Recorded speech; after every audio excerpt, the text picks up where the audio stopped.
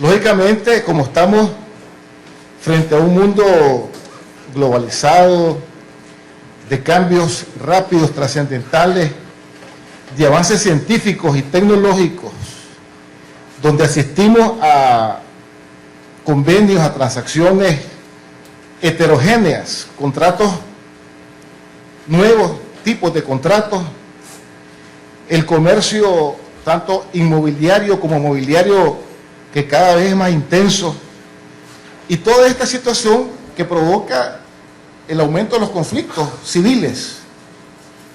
Por lo tanto, frente a este reto del siglo XXI, Nicaragua no podía quedarse con un código del siglo XIX y aprueban el Código Procesal Civil nuevo que con mucho rigor científico comenta en este libro del doctor Escobar Forno.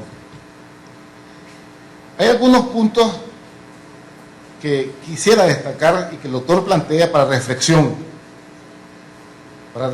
sobre, porque nos tocará dentro ya de 3 meses, estamos ya casi en julio, 3 meses, la implementación de este código.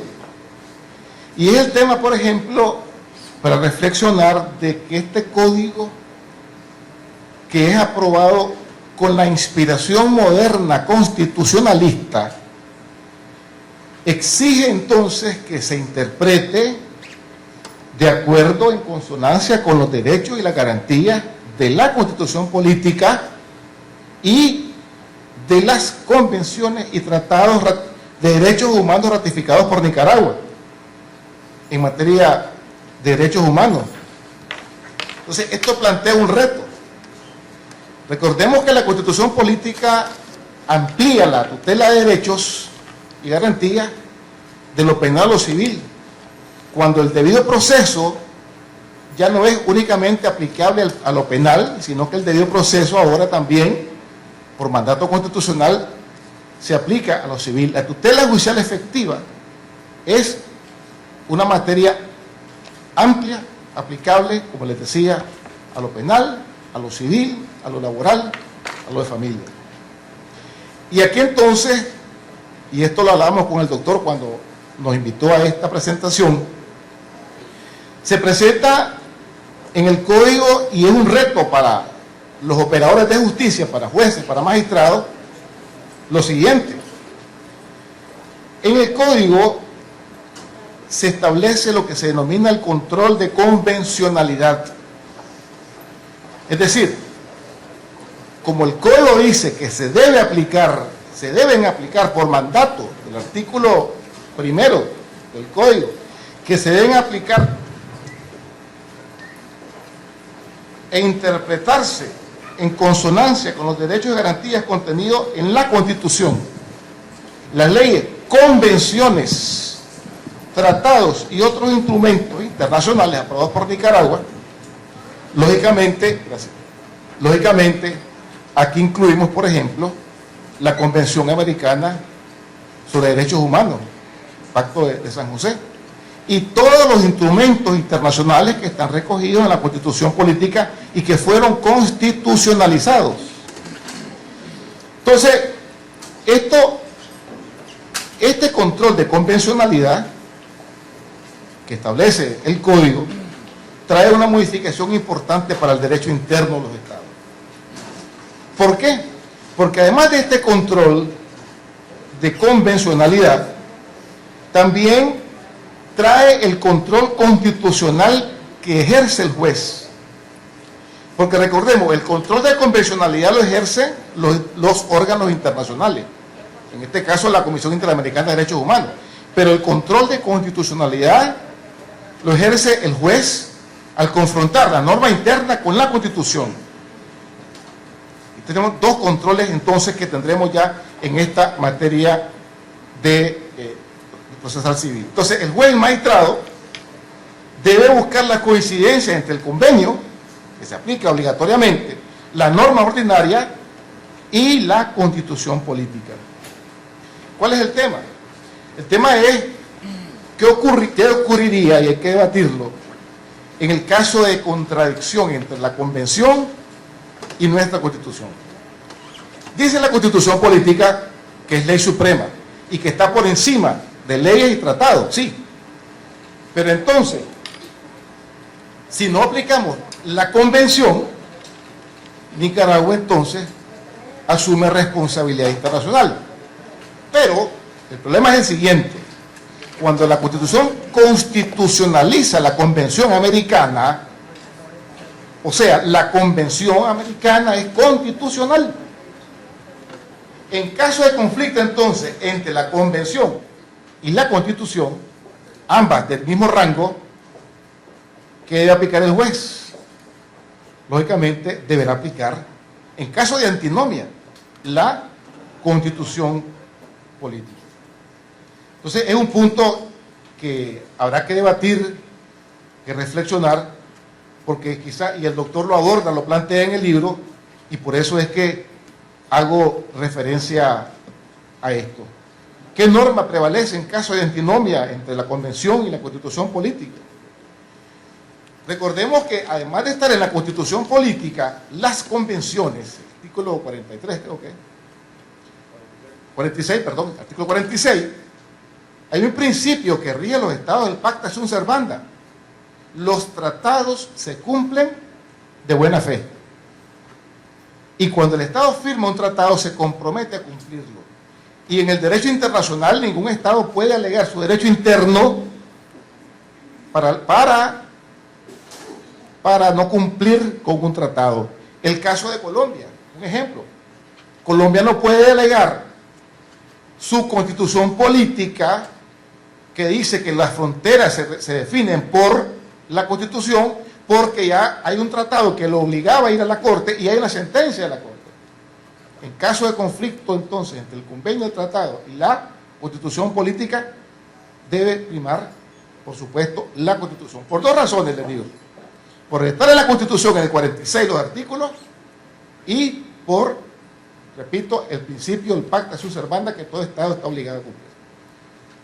¿Por qué? Porque el espíritu del código es quizás, además de la oralidad, el punto relevante que tiene es el reconocimiento a los derechos humanos y a la tutela judicial efectiva contenida en la Constitución. El norte ya no es únicamente en las normas ordinarias. El norte principal ahora en este código es la Constitución y los tratados internacionales. Un punto a debatir. Otro punto interesante en el texto que hoy nos presenta el doctor Escobar Fornos: el principio de la tutela judicial efectiva y de la seguridad jurídica. Recordemos que estos dos principios, la tutela judicial efectiva y la seguridad, protegen lo que se conoce como la cosa juzgada. En otras legislaciones se permite la revisión de la cosa juzgada en materia civil para evitar sentencias injustas. En Nicaragua, ya lo conocemos, se admite en materia penal, pero no en la rama civil. Sin embargo, y ahí viene el kit, lo que quiero plantear: el código no es ajeno a la anulación de la cosa juzgada a través de la acción impugnatoria de rescisión. Entonces, algunos indicios dentro del código pueden llegar a sostener la posibilidad, y ahí viene el tema, de anular la cosa juzgada que se conoce como fraudulenta. Recordemos que en el código que tenemos, el principio de buena fe contenido en él y el principio de lealtad procesal no permite el fraude procesal a las partes o a sus representantes, porque recordemos que el fraude procesal no es más que el engaño que es víctima el juzgador por la presentación de hechos falsos, de documentos alterados, de argumentos falsos. Entonces, en el caso, repito, de la cosa juzgada, cuando estemos hablando de cosa juzgada fraudulenta, la pregunta es: ¿cabe o no cabría en este caso poner en cuestión el tema de la cosa juzgada. El punto G, el doctor también lo aborda, que creo que sería interesante debatir. ¿Por qué? Porque frente a un juicio que culmina, pero viciado por todas estas cosas, por documentos falsos, alterados, por engaño al juez, ¿qué debe privar? ¿Qué debe privar? La seguridad de tutela judicial efectiva, que fue alterada, que fue engañada, porque esa tutela judicial efectiva está hecha sobre bases falsas, sobre bases de engaños. Es un punto que quizás habría que reflexionar para este tema. Son algunos de los puntos, porque yo no quiero quitarle al doctor la exposición brillante que seguridad nos va a hacer, pero lo quería plantear para que reflexionemos sobre estos puntos que creo que son importantes. Creo que en general es lo que queda de la lectura de este código. El doctor efectúa un aporte a la ciencia jurídica de nuestro país, dentro de esta cadena que hemos venido teniendo, que les decía, copernicana, de transformación y de modernización procesal. Porque recordemos que el Código Procesal Civil, por el hecho de que sus normas son supletorias para todas las materias, o sea, no se enfoca únicamente en la materia civil, sino que entonces trasciende a todo el orden jurídico nacional. Hay un punto también, antes de que me permita el doctor de terminar la exposición, plantear, y es el tema de los medios de prueba. Recordemos que en el código, bueno, que hemos tenido la oportunidad de estudiarlo y leerlo, los medios de prueba deben de ser lícitos, deben de ser necesarios, deben de ser pertinentes, pero, aquí viene el pero, del estudio de la práctica de las pruebas, hay 3 artículos en el código, que el doctor lo menciona, que se establece que la práctica de las pruebas es a instancia de parte. Ahí tenemos, por ejemplo, el artículo 13 dice, los hechos han de ser alegados por las partes y las pruebas han de ser aportadas por las partes. Ahí está claro el 13. El 231, ¿verdad?, vuelve con el principio. Las pruebas solo se practicarán a instancia de parte. Pero, viene el pero y viene el interrogante, ilustre doctor, todos ustedes, de lo que nos plantea el 494, cuando se está refiriendo a las pretensiones colectivas. 494. La carga de la prueba incumbe a la parte que posea conocimientos científicos, técnicos o informaciones específicas. Pero el último párrafo dice, la autoridad judicial podrá ordenar de oficio la producción de pruebas. La pregunta es, ¿qué norma aplicar? ¿O cuál es el espíritu? Y el doctor nos va a ilustrar sobre esto. Porque un artículo habla que la producción de pruebas la puede ordenar el juez y se sustrae el principio que la carga probatoria es de las partes, o en qué condiciones, dentro de qué ámbito deberá o puede el juez hacer prácticas de oficio de las pruebas. Como ven ustedes, hay una cantidad importante de temas dentro de este nuevo proceso mixto por audiencia que contiene el nuevo código, y realmente, debemos de decirlo, en el libro del doctor, como siempre, presenta un estudio muy detallado, documentado, con jurisprudencia, un libro concordado con otras legislaciones, que por supuesto debe ser materia obligatoria para nosotros de estudio.